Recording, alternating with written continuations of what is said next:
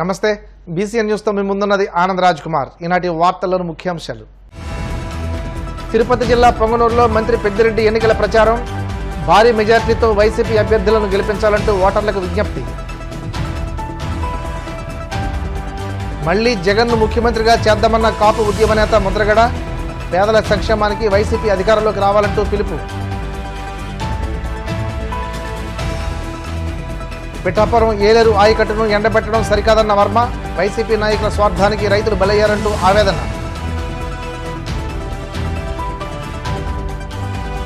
పెన్షనర్లను జగన్ ప్రభుత్వం మోసం చేసిందన్న Andhra pensioners party అధ్యక్షులు సుబ్బరాయన్.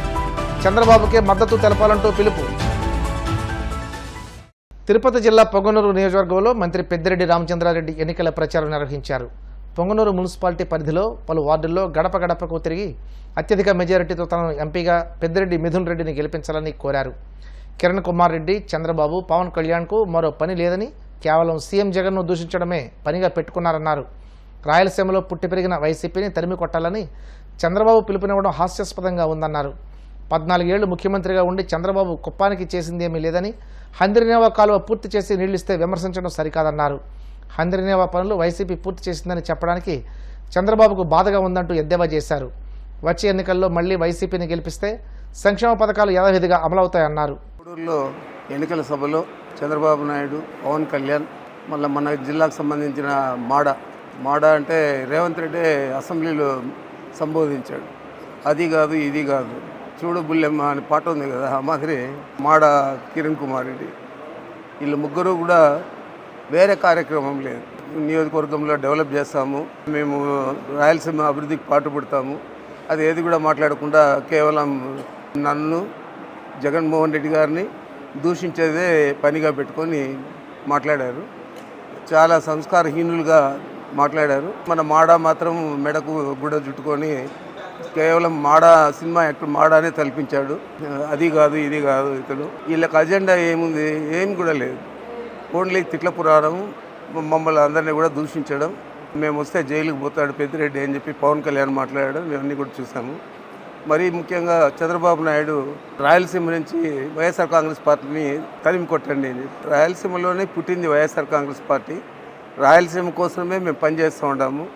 రాయలసీమలో అన్ని రకాల అభివృద్ధి కార్యక్రమాలు కానీ, సంక్షేమ పథకాలు కానీ పూర్తి స్థాయిలో జగన్మోహన్ రెడ్డి గారు అందించారు. రాయలసీమ వాసులందరూ కూడా సిద్ధంగా ఉన్నారు 52 స్థానాలలో 52 స్థానాలు గెలిపించడానికి. మీరు అసలు ఇక్కడ అతను డిపాజిట్ రాదు. పవన్ కళ్యాణ్ నిలిచిన చోట ఓడిపోతాడు, అకస్పట్లేకుండా ఉన్నాడు మిథున్ రెడ్డి అక్కడ ఎలక్షన్ ఇన్ఛార్జ్ అని చెప్పి. మరి కుప్పంలోనే చంద్రబాబు ఓటమి తథ్యము. వీళ్ళు తిట్ల పురాణాలు వదిలి ప్రజలకు ఏం చేస్తారో చెప్పండి, లేదా మీ ఇష్టం వచ్చినట్లు ఈ విధంగానే మాట్లాడుతూ ఉంటే మాకేం ఇబ్బంది లేదు. ప్రజలు దీనంతా కూడా గమనిస్తూ ఉన్నారు. దీనివల్ల ఇంకా ఎక్కువగా వైఎస్ఆర్ కాంగ్రెస్ పార్టీకి మేలు జరుగుతుంది తప్ప కీడు జరిగే ప్రసక్తే లేదు. మీ ఇష్టం వచ్చినట్లు ఎన్నికల్లో దూషణ పర్వాలకు దిగి అనరాని మాట్లాడడం, మొత్తం రాష్ట్రాన్ని దోచేశారనడం, ఇవన్నీ కూడా మాట్లాడుతూ ఉన్నారు. చంద్రబాబు నాయుడు 14 సంవత్సరాలు ఏం చేశాడు, రాయలసీమకి ఏం చేశాడు, 7 సార్లు గెలిపించిన కుప్పం వాసులకి ఏం చేశాడు. ఈరోజు మేము పూర్తి చేసాము హంద్రినేవా కాలువ, మేము పూర్తి చేసి నీళ్ళు వదిలితే ఇదంతా బూటకం అని చెప్పి మాట్లాడతాడు. దానికి వంత పాడేది ఈనాడు పేపరు. ఏ రోజో చెప్పాను నేను, రామోజీరావు గారు నీ దగ్గర ఇన్ఫ్రాస్ట్రక్చర్ ఉంది, ఇంజనీర్లు ఉన్నారు, మీరంతా కూడా పోయి కాలువ పూర్తి అయిందా లేదా అసెస్ చేపియండి, అసెస్ చేయించిన తర్వాత ఏదైనా మాట్లాడండి. కానీ ఊరికనే ఏదో ఒకటి తీసుకొని మీరు బూటకము నాటకము అని చెప్పి మాట్లాడడం అనేది చాలా ఈ విధంగా మీరు మాట్లాడుతూ ఉంటే ప్రజలందరూ కూడా ఏమనుకుంటూ ఉన్నారు, కుప్పం ప్రజలు పూర్తి అయిందా లేదా అని వాళ్ళందరికీ కూడా తెలుసు. వాళ్ళకి ఇవ్వాల్సిన నువ్వు పెండింగ్ పెట్టిన ల్యాండ్ ఎక్విజిషన్ డబ్బులన్నీ కూడా రైతులకంతా చెల్లించాం, అక్కడ గుత్తేదారులకు కూడా చెల్లించాం, పని కూడా పూర్తి చేశాం. ఏమి చూసి మీరు అట్లా మాట్లాడుతున్నారో అర్థం కావడం లేదు. మీరు అసెస్ చేసుకోకుండా పూర్తి కాలేదు అని చెప్పి సాధించాను అని చెప్పి చంద్రబాబు చెప్పుకోలేక పూర్తి కాలేదని మా మీద నిందలు వేస్తూ ఉన్నాడు. పవన్ రాజకీయాలకు పనికిరారని సీఎం జగన్కు ఓట్లు వేసి మళ్లీ వైసీపీని గెలిపించాలని కాపు ఉద్యమ నేత ముద్రగడ పద్మనాభం పిలుపునిచ్చారు. పశ్చిమ గోదావరి జిల్లా ఉండిలోని కోట్ల ఫంక్షన్ హాల్లో నిర్వహించిన నియోజకవర్గ కార్యకర్తల ఆత్మీయ సమావేశానికి ముద్రగడ ముఖ్య అతిథిగా హాజరయ్యారు. ఈ సందర్భంగా ఆయన మాట్లాడుతూ ఆర్థికంగా వెనుకబడిన కాపులకు రిజర్వేషన్ కల్పించాలని పోరాడిన యోధుడు ముద్రగడ పద్మనాభం అని ఉండి నియోజకవర్గ వైసీపీ ఎమ్మెల్యే అభ్యర్థి పివిఎల్ నరసింహరాజు అన్నారు. వివిధ పార్టీల నుండి వైఎస్ఆర్పీలోకి చేరిన వారికి పార్టీ కండువాలు కప్పి ఆహ్వానించారు. ఈ కార్యక్రమంలో క్షత్రియ కార్పొరేషన్ చైర్మన్ పాతపాటి వాసు, జిల్లా కాపు సంక్షేమ సంఘం అధ్యక్షులు చినమిల్లి వెంకటరాయుడు, మోటుపల్లి గంగాధరరావు, నంద్యాల సీతారామయ్య, ఏడిద వెంకటేశ్వరరావు తదితరులు పాల్గొన్నారు. వారు పేదవారు కోసం 5 సంవత్సరాల నుంచి పడ్డ తపన మీ అందరికి తెలుసండి. పేదవారు ఈరోజు 5 వేళ్లతోటి కడుపు నిండా భోంచేస్తున్నారంటే వారి దయ. వారు పెట్టిన సంక్షేమ పథకాలు గతంలో కానీ భవిష్యత్తులో కానీ పెట్టలేదండి, పెట్టపోరు. అలాగే గతంలో చంద్రబాబు నాయుడు గారు కూడా అండి 99 గౌరవ బాలయ్య గారు లోక్సభ స్పీకర్ గారిని, గౌరవ అసెంబ్లీ స్పీకర్ యనమల రామకృష్ణ గారిని, గౌరవ రాణిపూడి వైద్యం పంపిస్తే వారు మనకి మళ్ళీ వారింటికి వాళ్ళ ఇంటికి వెళ్ళో ఈయనింటికి ఎందుకు రావని అడుగుతా ఉన్నారండి. ఇదిగో ఎమ్మెల్యే ఉన్నారా, ఒక ఎంపీ ఉన్నారా, ఏమైనా ఈ పార్టీ రాష్ట్ర వ్యాప్తంగా పోటీ చేస్తుందా, ఏ స్థాయిలో ఉన్నారని నన్ను రమ్మన్నాకి అన్నది అర్థం లేకుండా రకరకాల ప్రశ్నలు వేయించడం బాధగా ఉందండి. ఆయన సినిమాలో హీరో నేను కాదట్లేదండి, రాజకీయాల్లో హీరో కాదు, రాజకీయాల్లో హీరో కాదండి. ఎన్నో సంవత్సరాల నుంచి రాజకీయాల్లో ఉన్నవాళ్ళం అయ్యా గౌరవ మర్యాద లేకుండా ఒక స్థాయి సభ్యుడు కాకుండా మంచి ఇంటికి వచ్చేయాలంటే మేము ఒక విషయం అడగండి. మేము ఎవరన్నా నిలబడి అభ్యర్థుల దగ్గర ఎవరి దగ్గర ఫోన్ నెంబర్ ఉందా మనకి? పాపులందరూ నా వెనకాలే ఉన్నారు, నేనేవో చెబితే పాపులు అదే చేస్తారు అని అడ్డం పెట్టుకుని ప్యాకేజీలు మాట్లాడుకుంటాం, లేకపోతే సీట్లు మాట్లాడుకుంటాం, వాళ్ళ పదవులు కావాలని అనుకుంటాం కాకుండా స్వచ్ఛందంగా ఏదైతే కాపులు వెనకబడి ఉన్నారో వాళ్ళందరినీ పైకి తీసుకురావాలనే ఉద్దేశంతో సిన్సియర్గా పోరాటం చేసిన యోధుడు మన ముద్రగడ పద్మనాభం గారు. ఆయనకి ఇప్పుడు ఎవరైతే పాప కులాలంతా తెలుగుదేశం పార్టీకి తాకట్టు పెట్టినట్టుగా మాట్లాడుతున్న ఈ నాయకుడికి తేడా మీరు గమనించాలి. ఎవరు మీకోసం మరి పోరాటం చేస్తున్నారు, అలాంటి నాయకుడి వెనకాల మీరు ఉండాలి తప్పించి ఇలాంటి వాళ్ళని తీసుకెళ్లి మీ కులాన్ని సులభం చేసుకుంటాం మంచి పద్ధతి కాదు.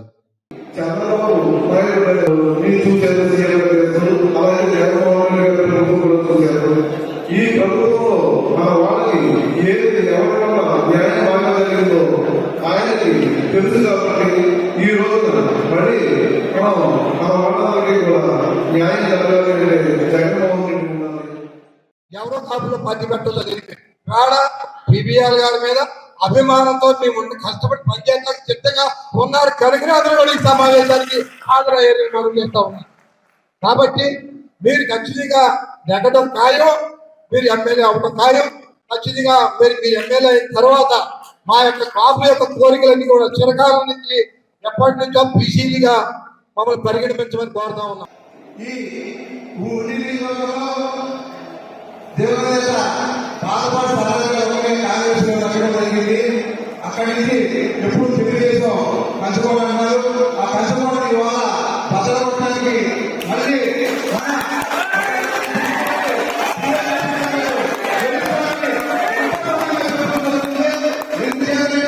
అన్ని సమీకరణాలు జరిగినాయి, అన్ని సుఖసూచనలు కనబడతాయి. ఈరోజు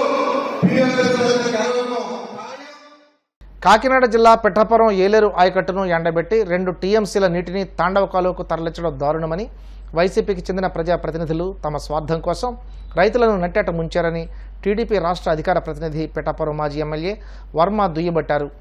కొత్తపల్లి మండలం గోర్స గ్రామంలో మాజీ ఎమ్మెల్యే వర్మ ఎన్నికల ప్రచారాన్ని నిర్వహించారు. తెలుగుదేశం, జనసేన, బీజేపీ నాయకులు, కార్యకర్తలతో కలిసి మాజీ ఎమ్మెల్యే వర్మ పలు గ్రామాల్లో పర్యటించారు. ఇంటింటికి వెళ్లి గ్లాస్ గుర్తుకు ఓటు వేసి కూటమి పిఠాపురం ఎమ్మెల్యే ఉమ్మడి అభ్యర్థి పవన్ కళ్యాణ్ను, అదేవిధంగా కాకినాడ ఎంపీ కూటమి అభ్యర్థి తెంగళ్ల ఉదయ శ్రీనివాసును అత్యధిక మెజారిటీతో గెలిపించాలని కోరారు.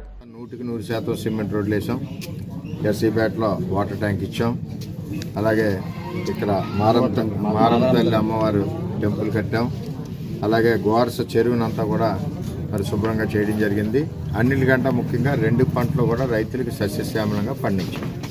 ఎప్పుడు కూడా రైతు నీరు కోసం వెళ్ళకుండా. ఈవేళ గోర్స గ్రామంలో రైతులు పొలాలు ఎండిపోయి నీరు లేక రైతులు రోడ్లంట తిరిగే పరిస్థితి.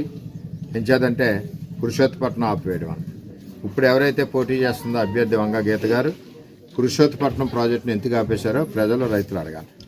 అలాగే ఏలేరు ఆధునీకరణ 2వ ఫేజ్ పనులు ప్రారంభించిన ప్రాజెక్టును ఎందుకు ఆపేశారో వంగా గీత గారిని అడగాలి. అలాగే మన నీరు, మన రైతుల నీరు, మన పొలాలు పండి నీరు 3 టీఎంసీ నీరు ఏలేరు నుంచి తాండవాకి ఎందుకు ఇచ్చారో వంగా గీత గారిని అడగాలి. ఒక కాంట్రాక్ట్ గురించి 25 కోట్లు కక్కుతుపడి తాండవాకి 3 టీఎంసీ నీరు మన పిఠాపురం రైతుల నీరు ఏలేరు నుంచి తరలించారు. ఇవన్నీ నిలదీసి అడగవలసిన బాధ్యత ఉంది. అన్నిటికంటే ముఖ్యంగా 5 ఏళ్ళలో గీత గారు కనపడ్డారండి ఎవరికన్నా? ఈవేళ మన ఓట్లు ఉన్నాయన్న దృష్టితో ఎలక్షన్లో నిలబడ్డాం కదా అని చెప్పి ఆవిడ వచ్చి పలకరిస్తుంది. అది బాగా గుర్తు చేసుకోవాలి. రైతులు పంటలు మునిగిపోతే కనపడలేదు, పొలాలు ఎండిపోతే కనపడలేదు, ప్రజలు కరోనాతో చచ్చిపోతుంటే కనపడలేదు, మందులు లేక హాస్పిటల్లో ఉన్నా కనపడలేదు, కిట్లు లేకపోయినా కనపడలేదు. ఎప్పుడు కూడా వర్మే కనపడ్డాడు. 1,50,000 మాస్కులు ఇచ్చాం, ఇమ్యూనిటీ ఫుడ్ ఇచ్చాం, వైద్యాలు చేయించాం, ప్రాణాలు తెగించి కరోనా సమయంలో తిరిగాం. ఈవేళ ఆవిడ ఓటుకి ఎందుకు వస్తుందో అర్థం చేసుకోండి. డిపాజిట్లు రాకుండా తరిమి కొట్టాలని చెప్పి వంగా గీత గారు నించేదంటే 5 ఏళ్ళు కనపడిన వ్యక్తికి కళ్ళు తిరుగుతాయి. ఎండ నించేదంటే ఏసీ రూమ్లో 5 ఏళ్ళు కూర్చున్నప్పుడు తిరుగుతాయి. అంచేత ఇంకో 5 ఏళ్ళు కష్టపడి పనిచేస్తే కళ్ళు తిరగడం కానీ ఎండను పడిపోవడం కానీ ఇటువంటి ఆరోగ్య సమస్యలు ఏ రావు. అంచేత ప్రజల్లో తిరగడం ఓడిపోతారు. ఎలాగన్నా ఓడిపోయిన కాడి నుంచి అన్నా మీరు అలవాటు చేసుకుంటారు. ఎన్నికల్లో పోటీని ఎదుర్కోలేక వైసీపీ నాయకులు తనపై తప్పుడు ఆరోపణలు చేస్తున్నారని జనసేన, బీజేపీ, తెలుగుదేశం పార్టీ చింతలపూడి ఉమ్మడి అభ్యర్థి సొంగ రోషన్ కుమార్ అన్నారు. స్క్రూట్నీ అనంతరం సొంగ రోషన్ కుమార్ అభ్యర్థిత్వాన్ని చింతలపూడి రిటర్నింగ్ ఆఫీసర్ ఖరారు చేశారు. ఈ సందర్భంగా తనపై తప్పుడు ప్రచారాలు చేసిన వారిపై నిప్పులు చెరిగారు. తన సొంత డబ్బులతో రాజకీయాలు చేస్తున్నానని, వైసీపీ అభ్యర్థి విజయరాజు లంచాల డబ్బులతో రాజకీయం చేస్తున్నాడని మండిపడ్డారు. వైసీపీ అభ్యర్థి విజయరాజు ఆటో, లారీ యూనియన్ల వద్దకు వస్తే ఎంత మేర లంచాలు తీసుకున్నారో బయటపెడతానని అన్నారు. పొలిటికల్ కాన్స్పిరసీ తోటి నా మీద తప్పుడు అలిగేషన్ చేసి సైకలాజికల్ దెబ్బ కొట్టాలని చెప్పి ఆ క్లయింట్ ఎవరైతే ఉన్నారో అతని పేరు విజయరాజు గారి బంధువు అంట. అతని మీద ఎఫ్ఐఆర్లు, పాస్కో కేసులు ఉన్నాయి. అలాంటి వాడు నా మీద ఒక కేసు వేసి ఇష్టమోడు మాట్లాడుతున్నాడు కదా, నేను కౌంటర్ దాఖలు ఫైల్ చేస్తాను. నేను అది ప్రజాక్షేత్రంలో ప్రజలు తీర్పిచ్చిన తర్వాత అమెరికా నుంచి నేను నిజంగా స్వచ్ఛమైన సేవడానికి వచ్చిన వాడిని కెలికి నన్ను అనవసరంగా ఫాల్స్ ఎలిగేషన్ చేస్తున్నారు. ఈ మీడియా ముఖం చెప్తున్నాను, వైసీపీకి కానీ డైరెక్ట్గా విజయరాజుకు చెప్తున్నాను. నేను ఇక 4th గేర్లోకి వచ్చానంటే ఇప్పటికే 70-80% స్వీప్ అయిపోయింది. రాబోయే రోజుల్లో ఎన్ని జాయినింగ్స్ ఉంటాయో టీడీపీ, జనసేన, బీజేపీలు మీరు వస్తారు. కొన్ని వేల జాయినింగ్స్ మేము ఆపుతున్నాము. వేల జాయినింగ్స్ ఆపుతున్నాము. రాబోయే రోజుల్లో విజయరాజు గారు బూత్కి వెళ్తే కూడా ఓటర్ను కూడా చేస్తాను నేను. ఎందుకంటే విజయరాజు గారిది అన్నీ కూడా లంచం తీసుకున్న డబ్బులే. ప్రతి ఎవిడెన్స్ నాకే ఉంది. నేను ఎలా చేస్తున్న ప్రజాక్షేత్రంలో నేను దాన్ని ప్రూవ్ చేస్తానని చెప్తున్నాను. నేను అనవసరంగా నన్ను రాంగ్ షోల్డర్ మీద కలిగాడు. ఈ రోజున వైసీపీ వాళ్ళకి ముఖం చెల్లకుండా ఇంకోటి చేస్తున్నారు. దళితుల మధ్య చుచ్చు పెడుతున్నారు, మాలా మాదిగ మధ్య చుచ్చు పెడుతున్నారు. ఇది మాలా మాదిగ యుద్ధం అని చెప్పి విజయరాజు అన్ని చోట్ల ప్రచారం చేస్తున్నాడు. దళితులారా మేల్కొనండి. ఇది చింతలపూడి నియోజకవర్గం, అందరి నియోజకవర్గం. మనం మాలా మాదిగ వేరు కాదు, దళితులంతా ఒక్కటే. దీన్ని మీరు ట్రాప్లో పడి అనవసరంగా ఇలాంటి రాజకీయ నాయకులు ప్రోత్సహిస్తే మన జీవితాలు సంకనాకిపోతాయి. ఇప్పటికే చింతలపూడిలో ఒక రోడ్డు లేదు, ఒక డ్రైనేజ్ లేదు, ఒక అభివృద్ధి లేదు, ఒక చదువు లేదు. కేవలం లంచాలతోటి ఓట్లకి నోట్లు ఇచ్చి ఓటు సంపాదించుకొని వచ్చిన తర్వాత దండాలు పెట్టుకుని వెళ్తున్నారు. 5 సంవత్సరాల్లో ఇప్పుడున్న ఎమ్మెల్యే ఎలీజా గారికి ₹1 కోటి ఇస్తే అభివృద్ధికి చింతలపూడి నియోజకవర్గానికి ఈ విజయరాజు లేకపోతే పాత ఎంపీ, కొత్త ఎంపీ వచ్చి దండాలు పెట్టి మాకు గెలిపియండి, అభివృద్ధి చేస్తా అన్నారు. 5 సంవత్సరాల్లో 3 లక్షల జనాభాకి 36,000 మెజార్టీ వచ్చిన ఎలీజా గారికి ₹1 కోటి ఇస్తే నువ్వు రేపు పొద్దున ఏం అభివృద్ధి చేస్తావు? ఒక విజయ నాయకుడు నారా చంద్రబాబు నాయుడు గారు సినిమాలకు సంబంధించిన డబ్బులు ప్రజలకు ఖర్చు పెడుతున్నారు. పవన్ కళ్యాణ్ గారు పెళ్లి చేసుకోకుండా దేశాని కోసం పోరాడుతున్న మనిషి మోడీ గారు. ఇలాంటి నాయకత్వాలను పనిచేయడానికి వచ్చిన నేను, ఒక మంచి జీవితం తీసుకొచ్చిన నేను, నన్ను ప్రోత్సహించాల్సి పోయి నా మీద బురద వెళ్తున్న అనవసరంగా. దీన్ని నేను చాలా సీరియస్ తీసుకుంటున్నాను. కేవలం దీన్ని ప్రజాక్షేత్రంలో ప్రజల గురించి నేను పోరాడి నేను ప్రజా జీవితంలో నేను ఇప్పుడు కాసేపు ప్రకటనలు.